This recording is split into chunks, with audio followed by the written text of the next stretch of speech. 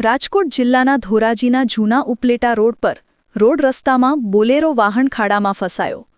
ધોરાજીના જૂનો ઉપલેટા રોડ પર ઘણા મહિનાથી રોડ રસ્તાનું કામ ગોકળગાયની ગતિ કામ ચાલી રહ્યું, ત્યારે રોજબરોજ નાની મોટી ઘટના બનતી હોય છે અને લોકોને મુશ્કેલીનો સામનો કરવો પડી રહ્યો છે। ત્યારે આજ રોજ મોડી રાત્રે બોલેરો વાહન ખોડેલા ખાડામાં ફસાયો હતો। આને કારણે વાહનોની લાંબી કતારો લાગી ગઈ હતી અને ભારે જહેમત બાદ આ બોલેરો વાહન બહાર કાઢવામાં આવેલ। સ્થાનિક લોકો અને વાહન ચાલકોમાં ભારે રોષ જોવા મળ્યો હતો। 3 મહિનાથી આવી રીતે આ કોન્ટ્રાક્ટર એલાન કરે છે, એક લાઈન ચાલુ છે, કામ કરતા નથી ને કામ કરે છે એ બી સારું નથી કરતા। આ અહીંયા અવળા ખાડા પડી ગયા છે। આ બિચારામાં વાહનવાળા જાય તો જાય ક્યાં? અહીંયા 10 એરિયા છે, પબ્લિક આમાં ક્યાં જાય? શું અત્યારે શું થયું છે?